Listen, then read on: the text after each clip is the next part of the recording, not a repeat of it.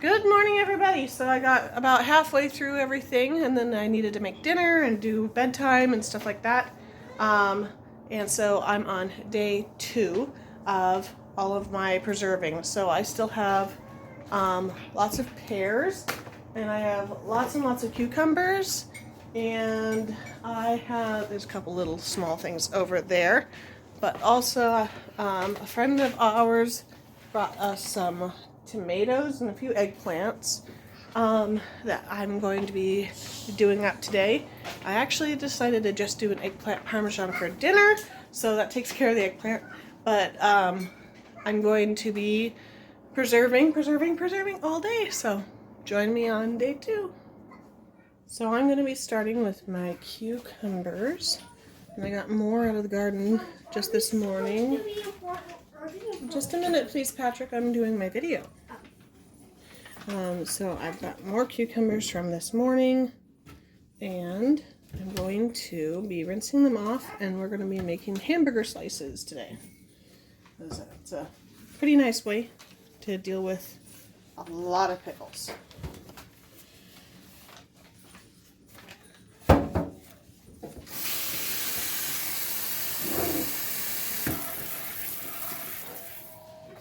So even though I do have a setting or a fitting for my slicer that would slice these just fine, kind of like this. This is the serrated one for shredding, but I do have one for slicing. However, I do notice that I get a more even slice with the mandolin. This is great for bread and butter pickles slices, but for hamburger chips, I do actually prefer my mandolin. So, and I go ahead and I use the ends. So I have it on the biggest setting that I can, and I'm just gonna slice them like that. It makes really nice thin chips. I would love to have one of those wavy ones, but I don't have one. But my kids will plow through jars and jars of pickles, regardless of what they look like. So, and then this little end I just toss. So when making pickles, my grandma always used grape leaves, and she would just put one on the top of the jar as she was sealing them up. But I have found that is a very fiddly business for me. So instead, what I do is I pick my grape leaves, and then I just cut them into fairly large chunks and throw them into the brine as I'm cooking it. And then I make sure that each jar gets a little bit in it. So I'm over here picking my grape leaves right now. And this makes the pickles a little bit more crisp. That's my neighbor's dog over there. So, grape leaves. So let me show you my pickle setup. I open kettle my pickles, which is not an approved recipe. Just putting that out there. But it's the way my grandma did it, and yeah, it's pickles. Okay. So here's how I do it. I've doubled my brine recipe, and what I do for my brine recipe is I split it in between my grandmother's recipe and the Ball hamburger dill recipe. My grandmother's recipe had 1 quart of vinegar, 3 quarts of water, and 3/4 of a cup of salt. And the first year that I did it, I was like, holy cow, this is super salty and not near enough vinegar. This is not what hers tasted like. And I realized that the 5% acidity vinegar was probably not what she was using. She was probably using more like a 10% vinegar or something, because then you only have to buy so much and you just weaken it up with water. So the hamburger dill recipe is more 1-to-1. So I am using kind of a combination of those. So I do 2.5 quarts of water, 1.5 quarts of vinegar. So it's kind of in the middle. You probably hear my husband taking a nap over there. It's a family of 8. What are you gonna do? And then I still go by the 3/4 cup of salt because the hamburger dill from Bali is about that. But she probably did not use canning and pickling salt. She probably used a regular table salt at the time. Now my grandma's recipe calls for dill, but not how much. A little bit of chili powder, 1 or 2 garlic quarters per quart, and adding a grape leaf at the top of each jar. The hamburger dill here calls for 14 heads of fresh dill, mustard seed and peppercorns, things like that. So what I do is I just kind of go with whatever I've got on hand. I do have mustard seed, so I put maybe a tablespoon of mustard seed in there. I had some dill seed.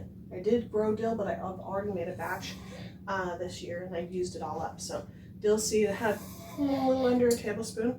I had about half a tablespoon of garlic powder, and then some black peppercorns, and then this is actually something I made. This is basically cayenne pepper flakes, but it's the ground peppers that have been dehydrated from me making hot sauce. So just kind of spice it to your desire. And then I'm going to add in these chopped up grape leaves, so that helps them to stay nice and firm. And in the oven, I have my jars heating up. So let's see if I can see them in here. In the oven, you can see I have my jars laying out, and they are getting heated up to about 230 or 225, just above the boiling point, because when I pull them out to get the cucumbers and the brine in, I want them to all be about the same temperature. I'm also going, that's enough. I'm also going to be heating up my lids with hot boiling water just prior to sealing them up.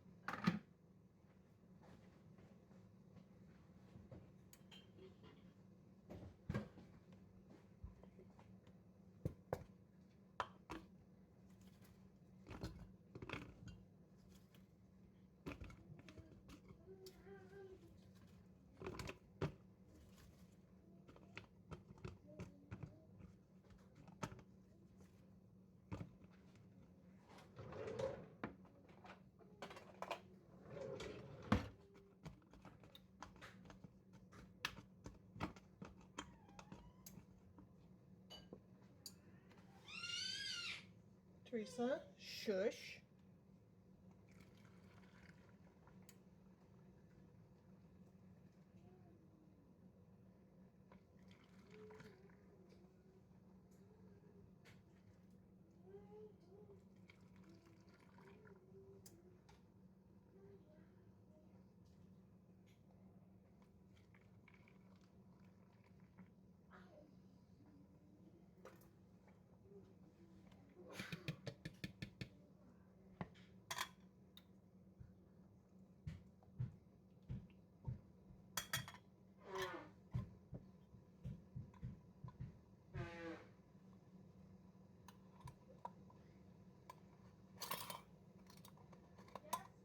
Nobody called you.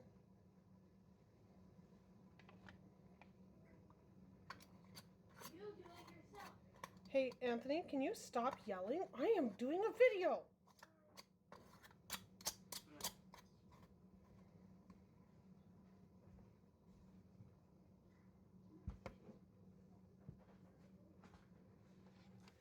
So I'm working on my tomatoes now, and I'm going to be blanching them so I can get the peels off. So I've got a tomato here, and this is a little device that I use to just take the stem part out. It makes it easier to take the peels off, but also makes it so you don't have to do it afterwards. And then you just plop it in the hot water and let them blanch. And the peels will come off an awful lot like the peaches that I did, and I am going to save all of my tomato peels and dehydrate them as well, because tomato powder is fantastic to use in the winter to flavor things. My favorite thing to do is to make quesadillas and put tomato powder and Italian seasoning and garlic, because it tastes kind of like a pizza. So I'm going to go ahead and keep adding tomatoes to my blanching pot, and then cool them down with my same frozen water bottle hack, and get the peels off. So I'm working on my tomatoes, and what I've got going on is I've got them in some cool water here. My ice packs are definitely starting to melt, but so that's going to make them easier to work with. And what you're going to do is grab a tomato, and it's got the peel on it, and you just kind of slip the peel off. Now Roma's will slip off really easily. Other tomatoes, like I believe these are called celebrities, they're going to be more difficult, but then you're going to take these back over to your pot. Same one that you blanched in, but it's empty now. And you're going to, when you get it over the pot, you're going to squeeze it and pop it in the pot. Let's see if you can kind of see me at the edge here. Ta-da! That'll just help release the juices. Now let me show you how one of these other tomatoes peels.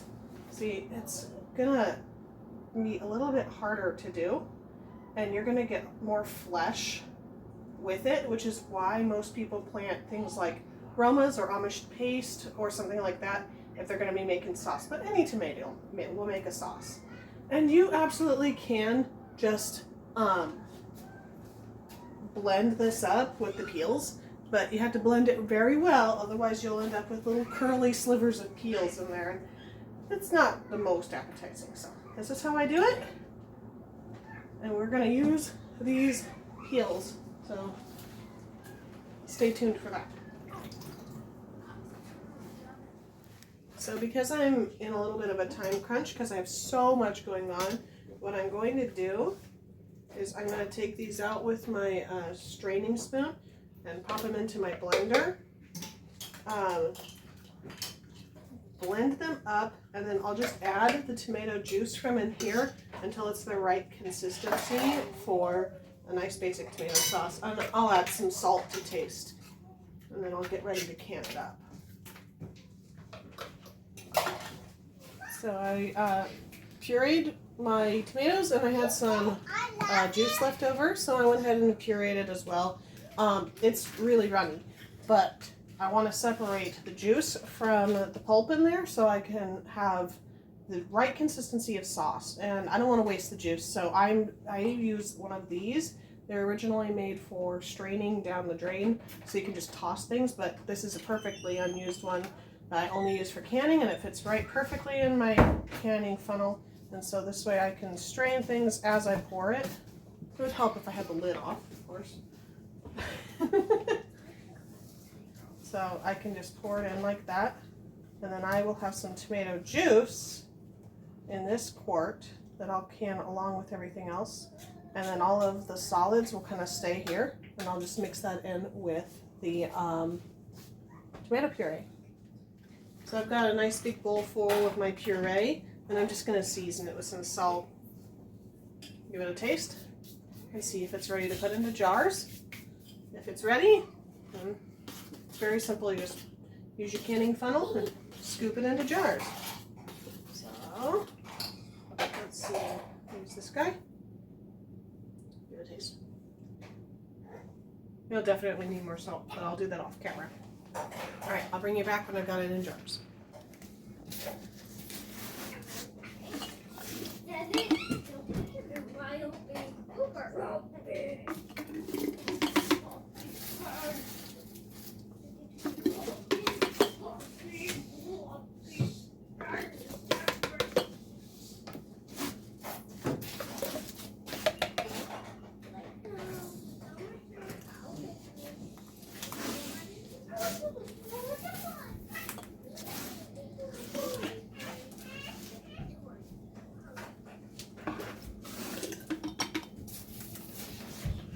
So when I only have a few jars to can, I pull out this pot And I've got 4 quarts in here. 1 is the juice and 3 are the sauce. And I will be water bath canning them for 45 minutes. So I'm working on pears now. And what I do is, when they're still green, I use an apple peeler or slicer on it. And that cuts down on my prep work. Yeah, cuts down my prep work a lot. Because I can just send it through because they're still firm enough. And they're like in these little spirals. And to cut them into halves, you just cut straight down. And then they'll be in little slices. I save the core and the peels in a gallon jar. And I'll be making, it's pear cider vinegar or pear scrap vinegar instead of apple cider vinegar or apple scrap vinegar. So occasionally you get a pear that is a little bit too ripe for this and it kind of shreds it, or you get one that's kind of funny shaped. So I have a knife and a peeler over here, just in case I need it. Kids are getting a little noisy, so I'll just bring you back when they're a little quieter. Yeah, that goes in there.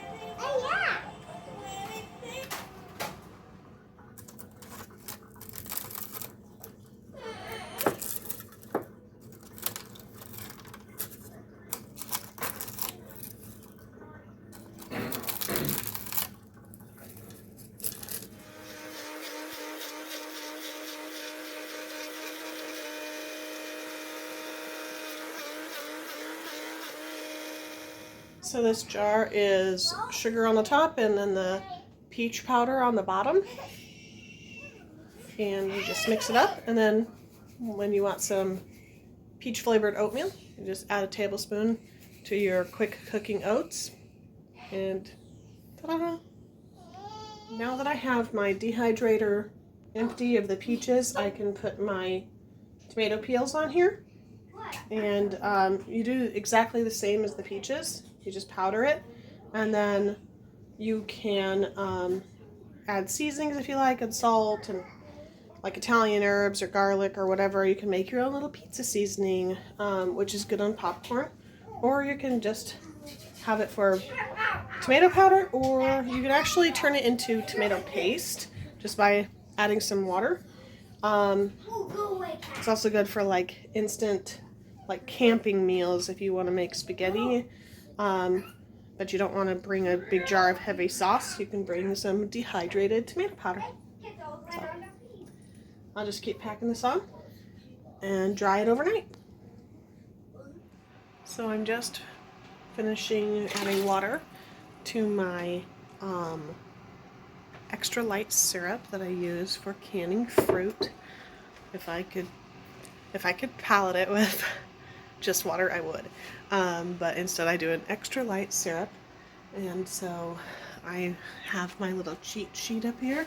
It has my extra light here, but I wrote in to triple it. It's 4.5 cups of sugar and 17.25 cups of water, so that I can do my big batches instead of having to do the math every time. So I'll warm this up, and then I'm going to get the pears into jars and top them off with my extra light syrup and get them into the canning pots.